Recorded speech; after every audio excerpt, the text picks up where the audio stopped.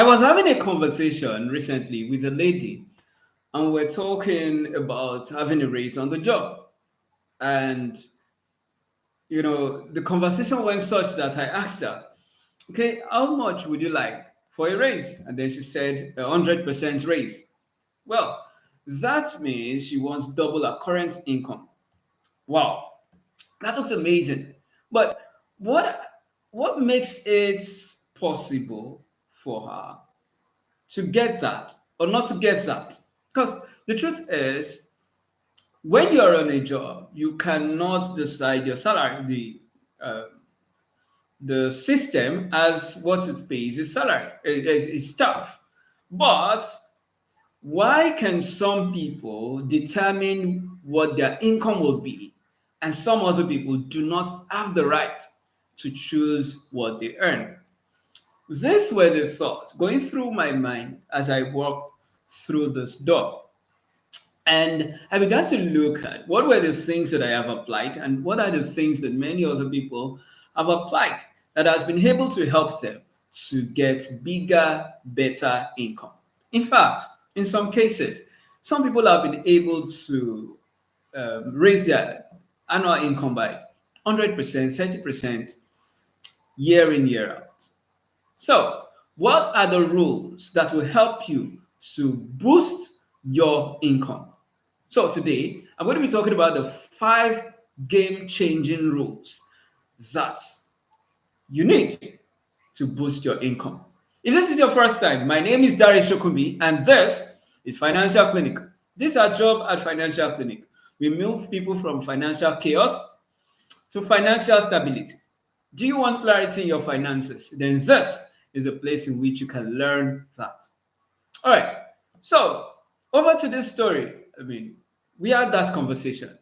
So, the next thing I began to think is, okay, what are those rules that plays out that separates the middle class from the rich? Most of the things I will talk about might not really might not really work for you on a job, but this is the path to wealth. So if you want to pursue a phenomenal geometric growth in your income, these are rules you need to observe, right? Because if you look at the top 100, the top 200, in fact, I checked the top 500 richest people on earth, you will not find a salary earner there. Then that is telling us something else. I'm going to be sharing with you 5 rules that I have observed and these people have observed that has helped them in their finances. All right. So, rule number 1, the rule of commitment. If you ask anybody on earth that do you want to be rich? Do you want to be wealthy? Thank you. Good evening, Adiola. Do you want to be rich? Do you want to be wealthy? Everybody says they are interested, right? Everybody wants wealth. Everybody wants to grow their income. But you find out that only a minute representation can do that. And that's because there's a difference between interest and commitment. You can be interested in a thing, but not committed to it. So let's talk about that. Interest is taking a girl on a date, and just taking her on a date, maybe because you just like her. Commitment is taking her on dates, engaging her, getting married, and live happily ever after. These days, the rate of divorce is high, and there are many factors that play out in this case. But commitment is also one of those fundamental factors. In the game of money, also, you need commitment and not just interest. Most people are interested in wealth, most people are interested in making a lot of money, but only few people are committed. Why? Because commitment requires that you go all in. You don't just do things shabbily, you don't just do it for doing sake, you don't just start and be unable to complete it. Commitment is driving it to the end. So, this rule is one rule you can never ever negotiate. If you want to grow your wealth, then be committed to the path and to the journey of wealth. Don't start today and quit tomorrow. You have savings that you have been building, you have investments. Then one day you just get excited or whatever. You then lock down the savings. Withdraw all your all your money, and then you're out of it. You just say, "Oh, it's Christmas. My daughter is celebrating her birthday. I got to shut it down." You have truncated that journey. The journey to wealth requires commitment. Without commitment, you will not get to your destination. Interest is not enough. The poor is interested, the middle class is interested, but the rich is committed. Are you committed? And that is the first rule. Okay? So the second rule is the knowledge rule. The second rule is the knowledge rule. Okay? It is through knowledge that you can boost your income. It is through knowledge that you can boost your income. You can get a job through skills, but you can only boost your income through knowledge. On Saturday, I was in a class with some people who wanted to improve their income. And then we talked about three things. We talked about making money. I said making money requires skill. Managing money requires discipline, right? But multiplying money requires more than those two. Requires knowledge. Okay, so the second rule here is the knowledge rule. I'm going to read a place from the Bible because that's the book of God's truth. So I'm going to be reading the book of Proverbs, chapter 24, verses 3 and 4. Proverbs 24, 3 and 4. The Bible says, through wisdom is a house built. By understanding, it is established. I say something, it says, and by knowledge shall the chamber be filled with all precious and pleasant riches. By knowledge, the house is filled with all precious and pleasant riches. Wow. Not through wisdom. No. The Bible did not say through wisdom. The Bible did not say through understanding. It says through knowledge, the house is filled.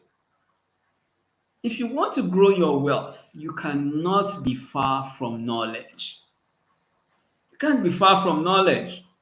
That's why it's a journey of learning. It's an ever learning journey. There's no one that has built a big business. There's no one that has become wealthy that does not have a knowledge you do not have. So, if you're a business person, there is a knowledge that will take you from being self-employed to becoming a business owner. Are you ready to pursue that knowledge? What about when you want to grow your wealth? You know, the most knowledgeable people are wealthy people, and that's why you cannot learn about wealth on the streets. You can't learn wealth from someone who is not wealthy. You cannot learn wealth from a person that has not gone through a set of discipline that has redefined him. You cannot experience riches or abundance without knowledge. That's the second rule. You know, there are three different types of capitals. We have financial capital. That's money. When people want to do business, the first thing they say they need is money. Then we have social capital, relationships. Okay, because you can start a business without money, but with relationships. Second is relationship, right? But the third is knowledge capital. And guess what? Knowledge capital actually encompasses the two. It is with knowledge that you can get your financial capital. With knowledge, you can know the people to speak with. Knowledge capital. right? The greatest of the three is knowledge capital. Knowledge comes from education. Knowledge comes from education. And what is education? Education is what is left after you have gone to school or after you have written exams. Education is not school, it is what is left after you have gone to school. The last time some people got educated was even when they were in school. You need to understand finances, you need to understand money, you need to understand wealth for you to be able to play in the game. All right. So invest in knowledge.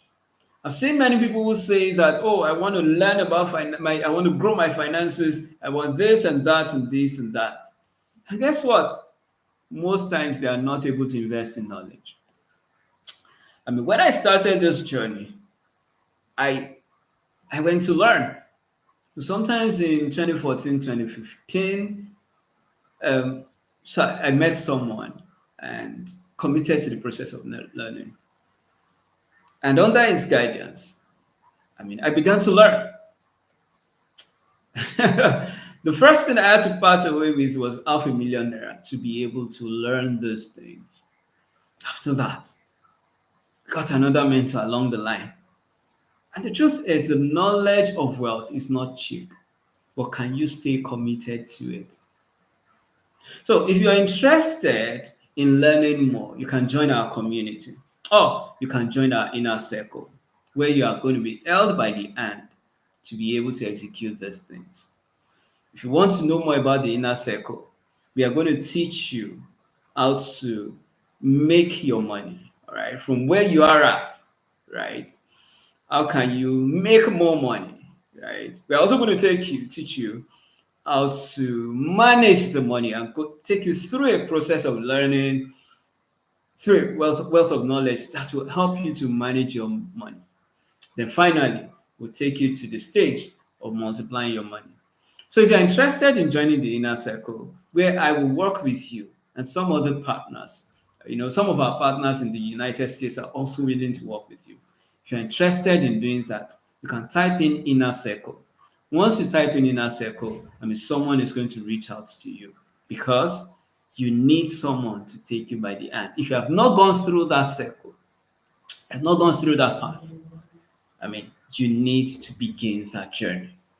All right. So the second is the knowledge rule. The third is the rule of time. The rule of time.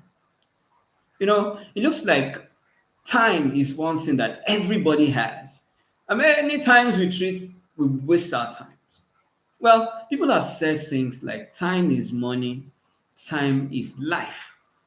But the approach we have towards that is a little confusing. So, the rule of time. This is another rule that can help you to boost your income. Right? So, what's this rule?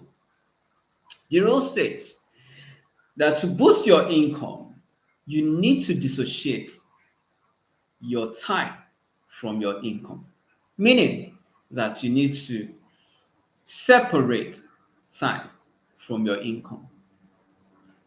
How do you do this? Okay, so let me give this example. Let us assume that you work 10 hours a day and that 10 hours a day you earn 10,000 naira. Okay, all right, so when we look at that in 1 month, that means you will earn how much? 220,000 naira. Are you following me? So 10 hours a day, you earn 1,000 naira per hour. That means at the end of 10 days, that's 10 times 10, okay? We give you 100, but we work 22 days a month, so that means you have 220,000 naira. All right, so that means if you prorate that into the year, 22 times 12 times 10,000, that means you will be earning 2.6 million naira in a year. Are you following me? Right. So this is a story of someone that works, someone whose time is connected to the money he makes, to his income. So And you can do that yourself. How much are you earning in a month if you're on a job? Divide that amount by 22. You will have how much you earn in a day. You'll be shocked that some people don't even earn up to 5,000 naira in a day. All right, so this is a single person. We assume that this person works in a factory, 10 hours a day and all that. At the end of the year, it goes with 2.6 million, even though that's rare in this part of the world. Okay? So let's think about the guy that owns that factory. So let's say the guy that owns the factory makes 10x of that money in every production. Okay? So this guy makes, on every 1,000 naira he pays, he makes times 10 of that, 10,000 naira. So that means that if this single guy, I mean, let's create the assumption that this single guy works in a day, he pays the guy 10,000 naira. Meanwhile, he is making 100,000 naira every day. So let's look at this. Let's say this guy now employs 10 people. 10 people. What would that mean for him? That means in one day he's making 1 million, right? At the end of the month, he will make 22 million. At the end of the year, he will make 260 million naira.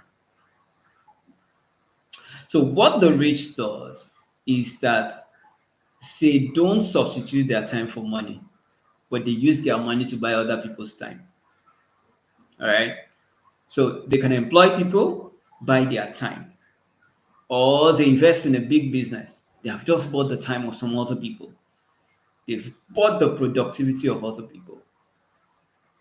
So investing in businesses will help you, right? It will help you to grow your wealth geometrically.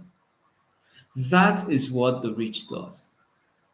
They don't just sit down and work their ass off. Do they work? Yes, they do. And if we go back to knowledge, you find out that knowledge is a place in which they work the most. They learn, they study, they do the maths because dissociating your time from your income requires a lot of mathematics. You have to sit down. The Bible says that is there anyone who wants to build an edifice that will not sit down and count the cost? If your time is substituted for money, then in that case, you will be a middle class. The middle class exchange their time for money. The poor exchange nothing for money. But the rich, right, buys the time of other people. So I'm taking it through this process because this is a process that I have also learned and have executed. How that you don't need to be there and then the business is running. So if you are an entrepreneur that is self-employed, because many times when people leave being a middle class, they leave a job and they start their own business, they become self-employed because they still go through the same routine they went through while they were on a job. So for you to build wealth, you have to dissociate. All right, you have to dissociate your time from your earnings. Your earnings must go on irrespective of your time. So while you're sleeping, you can just imagine that man when people are in the office, I mean, so people are in the factory producing, he's snoring in his bed. Some people are doing late nights and all that and all that. I mean, this is not wickedness, but it is a difference between a person that knows and a person that does not know. Right? The fourth rule is the rule of essence. The rule of essence. The rule of essence. May I ask you, what's the essence of your earning? What's the essence of your income? The essence of your income is money making. The essence of your income is money making. Sorry, the primary essence of your income is money making. The secondary essence of your income is expenses. This is how the rich defines it. Yeah, for the middle class, that's not the essence. The essence of income is expenses. That's their primary essence. But if you want to grow your wealth, you cannot work by that rule. The primary essence of your income should be money making. So, if you're in the middle class, how then do you transit from this method of exchanging your time for money or having a primary essence of expenses to building to changing that primary essence of your income? All right. So this is what you should do. As you begin to earn, begin to separate money for investments. Right? Separate money for investments. So let's say you start and say, okay, 10% of all my income goes to investment, right? So that means if you're earning 200,000 naira, 20,000 naira goes to investment.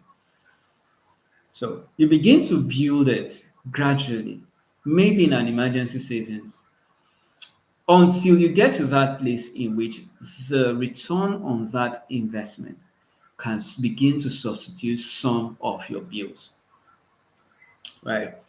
Because the natural thing to do is to earn the money, and after earning the money, you invest the money, right?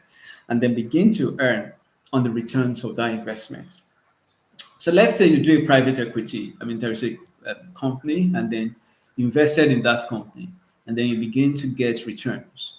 So it is, I mean, by rule, what you should begin to do is to begin to spend the returns and not the capital. So the primary essence of income is money making. It's going to be a tall order for someone who's just starting a business or someone who is employed. But if you begin to build that gradually, you will later begin to see the returns so that you begin to spend returns on investment. Well, this is one thing that I have done, I mean, a couple of times and seen how it works, such that your returns on investment is sorting some bills and then you don't need to worry about it, right? So that's the fourth rule, okay? The fourth game changing rule to increase your income or to boost your income. I'm going to the fifth rule. And if you're here, you still, I mean, you came in late. Let me run through the rules, all right? The first rule I mentioned, or who can remember, who can remind us the rules? Anybody? The first rule, okay? All right. Okay, so the first rule I talked about is the rule of commitment. You need to be committed to the game. The second rule is the knowledge rule. You need to know much more about what you're doing. And like the Bible says, it is through knowledge that the house is filled with precious riches. The third rule is the rule of time. And I said you need to disengage your time from your income. Right? Let other people do the work. You pay them for it. Okay. The fourth rule, which I just concluded, is the rule of essence. Make the primary essence of your income money making and not expenses. Expenses should be the secondary essence of your income. Meaning, when you have been able to roll the money over, some people are able to roll that money over once and then they earn, and then they pay bills on that returns. Some even roll it over twice, some thrice. Okay, so that means, let's say I have a private equity. I put the money in a certain business, okay, which I may or may not be directly involved in. And then the returns on investment, I could put it in bonds or in a treasury bill. And then after putting it there, I can then say, okay, in a treasury bill, for instance, I can then say, okay, I can then spend the return on that bill. All right. Okay, so the fifth rule is the rule of affection. The rule of affection.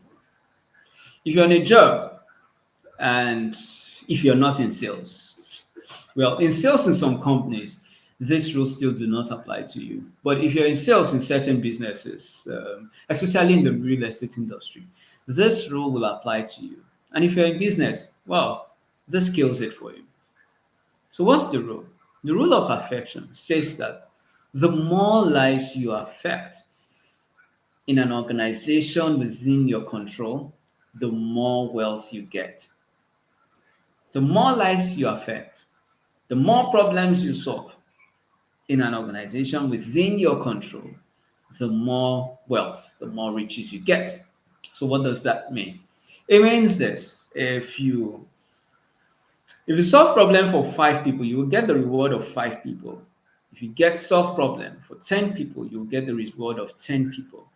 You solve problem for 500 people, you get the reward of 500 people. So it's just like somebody, I mean, let's say there's a curse, and the curse is 100,000 naira per egg. So 2 people come to your program. Those 2 people pay 200,000 naira. Awesome. You now, let's say this time around you have 100 people pay you 200,000 naira. How much is that? 20 million. It's the law of affection. Let me use another example. So let's say there is this company, company A. Okay, sorry. Okay, let me just use noodles to explain this. Yeah, the problem you solve is proportional to what you earn. Thank you, James. So this is it. Let's say let's talk about noodles. Yeah, let's talk about noodles. I don't do noodles, but let's talk about noodles. So let's say there is a retailer by your street who sells noodles and other provisions, right? It serves people on the street. But for this retailer to be able to sell the noodles, it goes to the wholesaler, right? The wholesaler sells to different retailers, right? And after selling to different retailers, it makes its income. The wholesaler could also be a distributor. So let's assume he is a distributor and a wholesaler at the same time. Then after that is the company that owns the noodle business. So we talked about the company, the wholesaler, the retailer. But even after that retailer, is that malam at the corner of the street will sometimes will still go and buy from the retailer and make noodles in the night for people, right? So which of those 4 people earns the most? Of course, the company that owns the noodles business. Why? It affects more people. He is supplying to many distributors. Yes, many distributors. So he's supplying to many distributors. The wholesaler is the next, or a distributor is the next in line. What happens is this: he makes that money by selling wholesale to a couple of retailers. And then the next is the retailer. The retailer is the most unfocused person in this game. Because oftentimes retailers sell other products, right? And that may be a sign of distraction. So, but still, because he has other products, but even on the Indomie, makes more, it should make more money. It should have made more money than that malam. But it depends on the retailer. So the company itself solves problem or serves more people. And because of that, the law of affection says that that company will earn more money than the wholesaler will earn more money than the retailer may or may not earn more money than that malam at the corner of the road. So you need to build systems that can reach more people, solve the problem of more people. If your system can do that, then it will result in riches for you. Right? So the law of affection. So I'm going to end with this. There's a story of these 3 guys in the Bible. The story of the guys with the talents. So the master gave the first one 5 talents, 2 talents, and then the last one 1 talent. And the Bible says that it is based on their capacity. So I would assume that, I mean, if they were salespeople, the first guy was a good human sales guy. The second guy was a beautiful one, but that last one was a lazy guy. So The first one, what did he do to that five? He multiplied it. Okay. So I'm using this to connect the dots. So he multiplied it. The primary essence of that money for him was to make money. The second guy also did the same. The third guy did nothing. He buried it. He did not use it. Okay. So I want to assume that the first guy, because he had five, had to reach out to more customers. The law of affection. And he was able to earn an equal return. The second guy reached out to lesser customers than the first guy. I think there was something that these two guys knew, the knowledge room. There was something that these two guys knew that that third guy did not know. So the third guy, what did he do with the resource? He buried it. He did not use it. I mean, nothing. So maybe he was even going elsewhere and said, somebody gets money with me, but I beg, I want to, can you sort my bills? Can you help me with this? Can you help me with that? It wasn't about multiplying it. And when the master came, master said, the least you can do is to give this money to the bank. I'm telling someone today, the least you can do with your money is to be able to invest part of it. The least you can do is to keep part of that money in the bank.